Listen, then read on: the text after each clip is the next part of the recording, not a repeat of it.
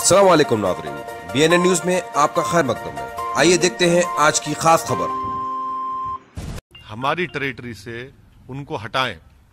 जो टेरिटरी उन्होंने भारत की टेरिटरी थी उस पर कब्जा करके बैठे हैं, वरना इन तमाम सिपाहियों की जान जो गई है वो रायगा चले जाएगी।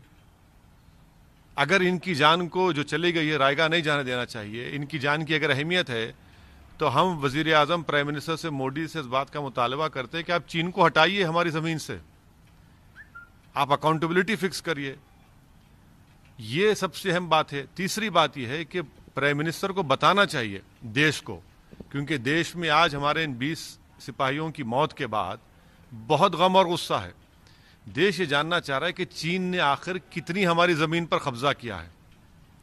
बताती क्यों नहीं सरकार ये? भाई डी एस्केलेशन, डी एंगेजमेंट हो रहा है तो फिर आप कितनी ज़मीन पर चीन ने कब्जा किया? चीन ने तो अपने इलाके में आर्टिलरी भी लगा दिए हैं। इसका क्या मतलब है? बंकर्स बना रहा है जहां पर कब्जा किया है उसने।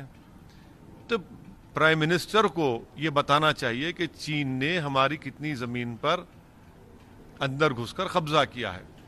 ये बहुत अहम है, इसलिए कि ये पहली मर्तबा चीन इतनी बड़ी तादाद में अपनी फ़ौज के साथ भारत के इलाकों में घुसा है। करीब 40 साल के बाद बगैर गोली चले हमारे सिपाहियों को मार मार कर इनकी जान ले ली गई है। तो प्रधानमंत्री को बताना पड़ेगा। कैजुअलिटी उधर भी हुई है सर।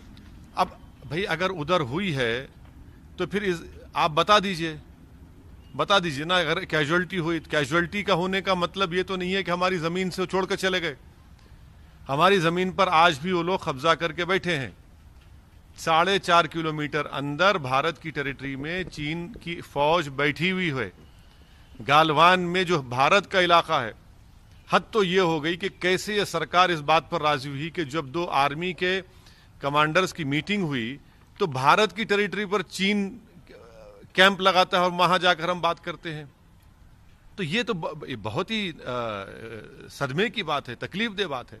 इसलिए उम्मीद करते हैं कि प्राइम मिनिस्टर इन तमाम चीज़ों का